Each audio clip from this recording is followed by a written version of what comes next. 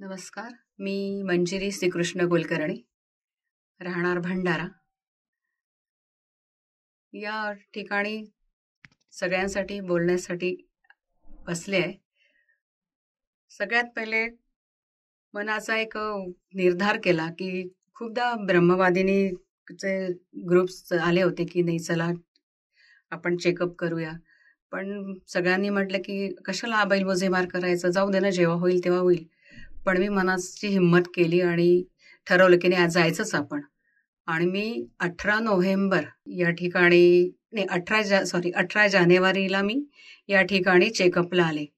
आणि चेकअपला आल्यावर थोडंसं सगळ्यांच्या डॉक्टरांच्या जे चेकअप करत त्यांच्याकडे बघितल्यावर मला थोडा अंदाज आला की कदाचित मला काहीतरी डिटेक्ट झाला असावं.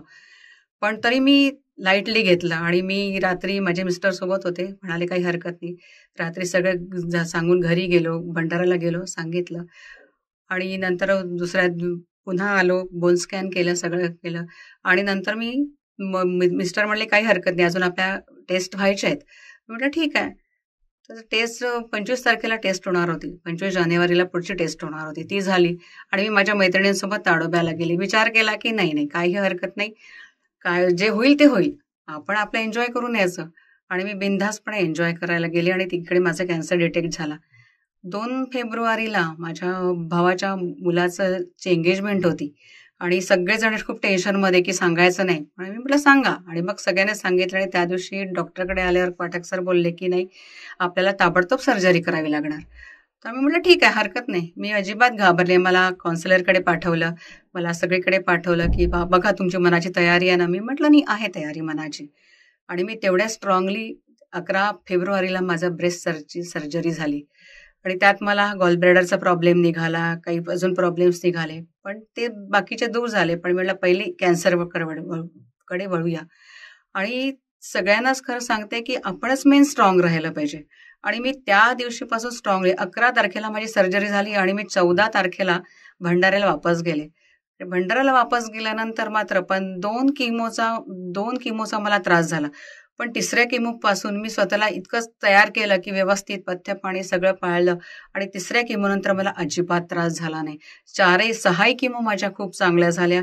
आणि इथल्या डॉक्टरांनी, नर्सेसनी मला इतके चांगले माझ्याशी त्यांनी वागले किंवा वागणूक दिली. आणि माझ्याशी मला इतकी हिंमत देत गेले की स्पेशली देवयानी म्हणा, पाठक सर म्हणा, या लोकांनी, आपले गुर्जर सर म्हणा, यांनी सुद्धा मला इतकं हिंमत दिली की अगं काही होत नाही.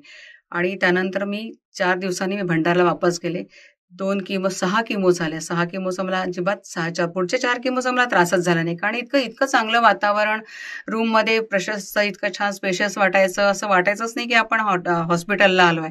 छान क्लीन सगळं, स्पेशल रूम होत्या, यायच्या नर्सेस यायच्या, खाणं पिणं छान, सगळं छान.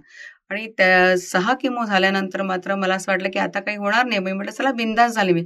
पण सर म्हणले की नाही तुम्हाला रेडिएशन घ्यावे लागतील. 20 रेडिएशन सरांनी मला सांगितल्या.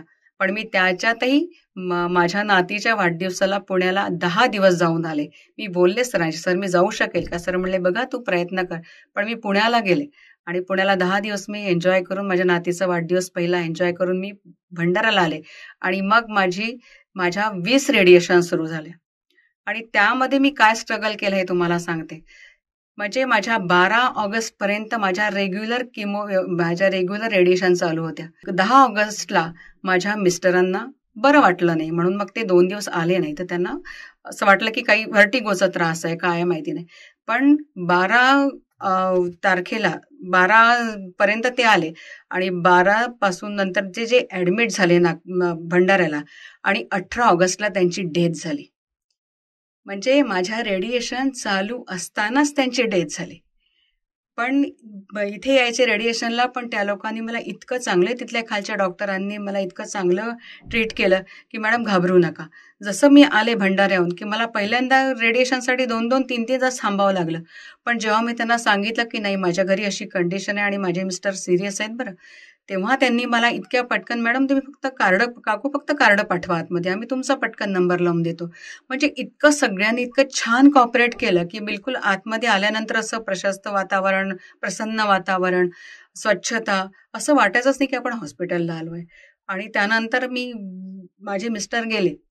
पण सगळ्यांना असं वाटलं की आता हिची तब्येत खराब होणार. पण मी म्हटलं की नाही, आता इतकं चांगलं मी त्यांना सांगितलं होतं की नाही मी चांगली होणार, स्ट्रॉंग होणार, आपण जायचं बरं का, फिरायला जायचं. पण ते निघून गेले. पण त्याचा परिणाम मी माझ्यावर स्वतःवर होऊ दिला नाही.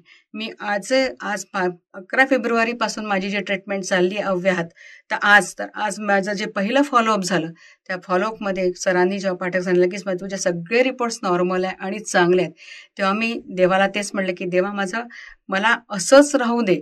म्हणजे ह्यांच्या सगळ्यांच्या सहकार्याने आज मला ताकद आली. सगळ्या पाठक सरांनी, सगळ्या सरांनी मला ताकद दिली, देवाने दिली, बाकीच्या लोकांनी मला ताकद दिली. त्याच्यामुळे मी आज या ठिकाणी खूप चांगल्या पद्धतीने, चांगल्या आणि आज स्ट्रगल करत उभी आहे. तेव्हा मी सर्वांना तुम्हाला हेच सांगू शकते की तुम्ही कितीही काही परिस्थिती येऊ द्या, कॅन्सर आहे याचा अर्थ असा नाही की तो बरा होणार नाही, तो होणारच आहे.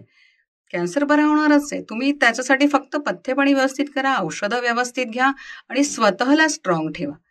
मी स्वतःला स्ट्रॉंग ठेवलं. मी सांगितल्याप्रमाणे सगळं व्यवस्थित पथ्यपाणी केलं आणि आज मी अव्याहत कामही करते, सगळी विमानाचा प्रवास करते, जाणं-येणं करते, सगळी घरी कामं करते. आज 8 महिन्यामध्ये मी आज चांगली रिकव्हर झाली आणि डॉक्टरांनी आज मला बिलकुल ओके सांगितलं. मला खूप आनंद झाला आणि खूप बरं वाटलं, की हेच माझ्या मिस्टरांनी बघितलं असतं आज कदाचित आम्ही पुढे कुठेतरी गेलो असतो फिरायला.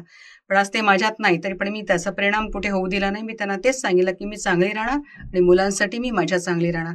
तर सर्वांना मी हेच सांगू इच्छिते की तुम्ही तो कॅन्सर झाला याचा अर्थ असा नाही की खूप मोठा, ठीक आहे कॅन्सरची भीती वाटते, पहिल्यांदा वाटते, पण तुम्ही सुरुवातीलाच थोडंसं सांगा की नाही बरा होतो. आजकाल बऱ्याच गोष्टी निघाल्या, सुविधा निघालेल्या आहेत, मशीन्स आलेल्या आहेत, तर त्यांनी तुम्ही बरे होता. फक्त तुम्ही त्याचं टेन्शन घेऊ नका. टेन्शन घेतलं की तुम्ही त्याच्या अर्धे होता. आणि सांगितल्याप्रमाणे जसं जसं कराल तसं तुम्हाला तुमची तब्येत योग्य राहील, चांगली राहील. आणि तेवढंच एक सांगते की सर्वांनी कुठलाही आजार म्हणत किंवा स्पेशली कॅन्सर म्हणो, अजिबात घाबरू नका. स्ट्रॉंगली त्याला उत्तर द्या, चांगले तयार व्हा, तरच तुम्ही चांगले राहू शकता. विविध प्रकारचे रोग येतात, याचा अर्थ असा नाही की कॅन्सर हा खूप सिव्हिअर आहे. असतो ज्यांचा खूपच लास्ट स्टेजला असतो त्यांचा ठीक आहे, पण ज्यांचा लास्ट स्टेजला नसतो आणि त्यांनी आपल्या हिमतीने केलं तर ते नक्की चांगले होऊ शकतात. एवढा संदेश मी तुम्हाला सर्वांना देते आणि NCIचे खूप आभार मानते, खूप आभारी आहे की खूप चांगली सोय नागपूरकरांसाठी करून दिलेली आहे. नाहीतर टाटा मेमोसारख्या ठिकाणी सर्वसामान्य लोकांना जाणं कठीण होतं, पण या ठिकाणी मात्र NCIने इतकी चांगली सुविधा सोय करून दिली आहे. गरिबांसाठी चांगले आहे, राहण्यासाठी रूम आहे, रात्रभर राहायला रूम आहे, कमी पैशात सगळं आहे, कमी खर्चात आहे. तेव्हा खूप पुनश्च अभिनंदन सर्वांचे, आपल्या सरकारचे, ज्यांनी हॉस्पिटल केलं त्यांचे, या सर्वांचे पुन्हा एकदा आभार मानते. आणि तुम्ही मला याच्या एक असा चान्स दिला बाकी असं बोलायचा की सांगा बा तुमचे अनुभव, ते सांगते आणि मी तुमचे धन्यवाद करून या ठिकाणी तुम्हाला नमस्कार करते. धन्यवाद.